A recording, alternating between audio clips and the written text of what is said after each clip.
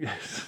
Ongoing saga of the grey WLA Navy bike, which is not very well, I'm afraid. Right, first thing, when we took it apart, or when Robin took it apart, you have a thrust washer either side of your crankcases. So one goes in there and one goes in here. That's an oil slinger. And when this pulley came off, the circlip that's in there that stops that oil slinger coming out here is too loose. Yeah. So that fell out. The oil slinger fell out, and the thrust washer isn't in there. Oh. Because what they've done, I think, is this is new con rods and a new crank pin, which is probably reproduction, because see that's a horrendous amount of side float. You should only have, I think, 15 thousandths of an inch. So basically what that means is you put the new crank pin in badly and smash the end of it off. By the looks of it, should look like that, nice and flat on the end. Yeah. Knackered. Okay. But that shouldn't really make any difference. But what it means is those flywheels are too far apart. Yeah. So when they've put it all together, it's been too tight. They've turned it over, snapped the shear pin off the thrust washer in the crank there. Yeah. So being too wide, yeah, the only way you can stop it doing it is take the shim washer out of that side or that side, but it will just demolish itself. You've got to have that because the bearings are just running on a soft face or something then instead of on a hardened steel thrust washer. Sure. So the only way you can do it is split the crankshaft, set it up on the lathe, and really, really, really, really finely sand the ends of the taper. Could be that it's got ridges on there till we get it apart, we don't know. But basically that's, if you look as well, measure that there, got a nice fit, yeah? Yeah. Won't go in there. Okay. So your flywheels are like that, Yeah. which in turn means those are doing that when it's rotating. Yeah. Hence all the score marks in there, and that end there is completely knackered. That should fit onto, which one is it? That bush there. That one, with half a thou tolerance. So that's your main oil pressure, feeds from the oil pump into that bearing casing, through that hole there, yeah? And that goes through the crank, up through the flywheel, feeds your big end. So it's got to be under constant oil pressure. With that being that loose, all the oil's just coming out. You'll never get the right oil pressure up to the big end. So that, it's never been run, I don't think, apart from when we initially road tested it and found out obviously there's something drastically wrong with it, because we deemed it that the engine was okay, but it's not. You see all the ridges in here, see all of these, all those score marks and everything. So that's, it doesn't matter what you try and do with that, you will not mend it. Because initially we just got the bush set for the camshafts, because this side isn't too bad, to be fair.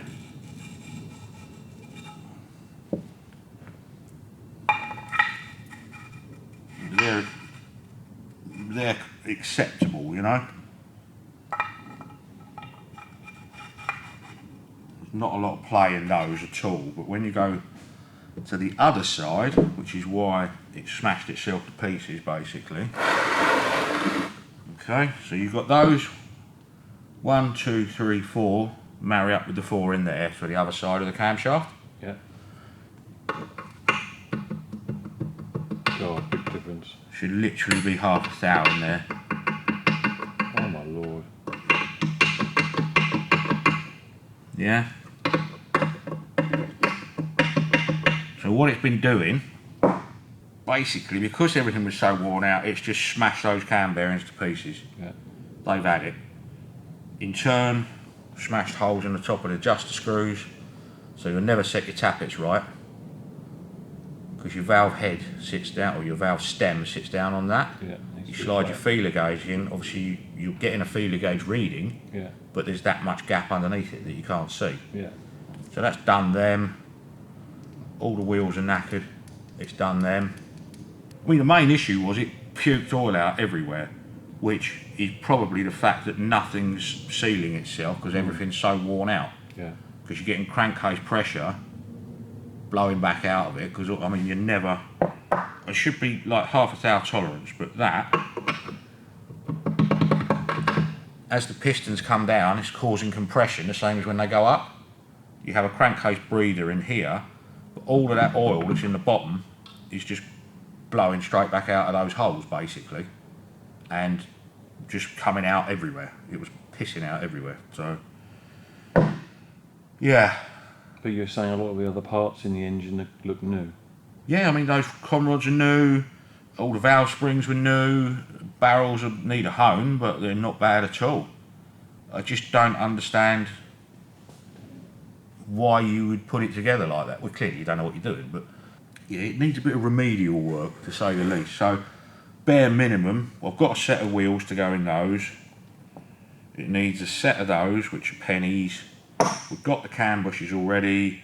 It needs the crank stripped and 2 new pins, because you're wasting your time trying to get that working. Is there any kind of knock-on effect of this being so loose?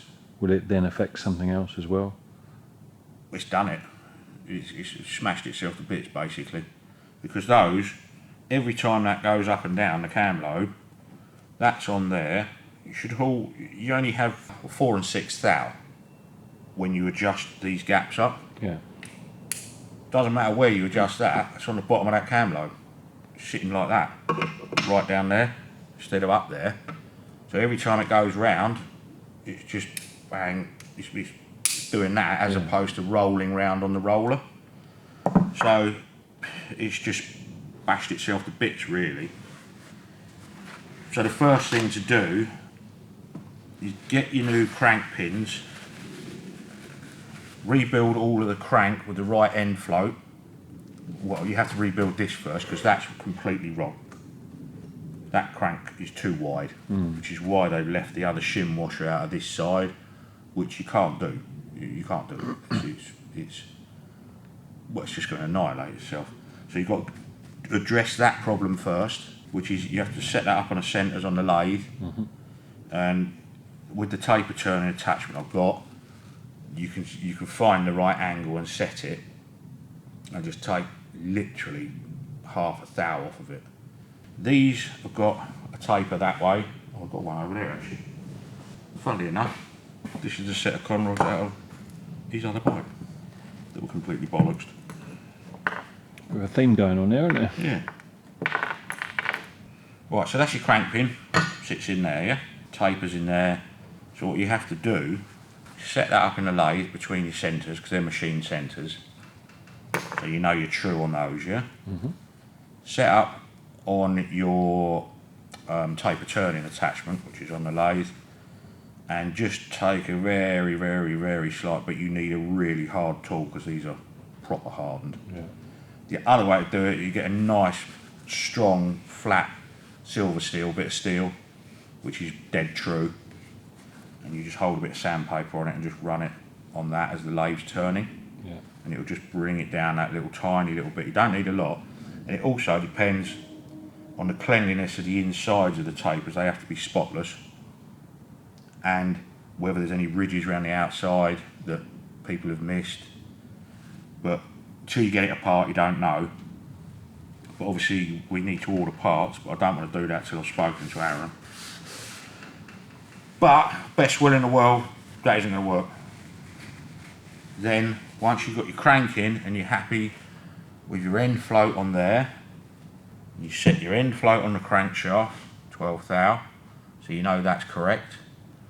Then you've got to change that bush and try and marry that when that casing goes on, that there's no bind in it at all.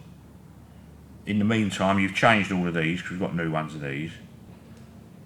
Those possibly you can leave, I don't know yet until we get into it. Then you have to strip the engine again, and make sure that all of your cams, you know that one's okay, which is your main crank drive, yeah? Then you have to put all your camshafts in one by one and ream them all through from the other side, which we've got to get a reamer. It's an 11/16 reamer. It takes it to just over half a thou over, because you need to turn the engine. You don't want any hard, tight spots or anything like that. Because what will happen is, what they do, if you get these bearings too tight or that off centre or got a wobble on it, as the engine turns, it will tighten up because it's trying to wind itself through the casing like that. So you need everything within tolerance, because it just won't work. So basically that's the sorry and sad story of that. Show bike, isn't it? Display bike. Yeah, it was, yeah. Surprised it actually started and sounded halfway alright. Well, it didn't sound alright, but it sounded better than I thought it would.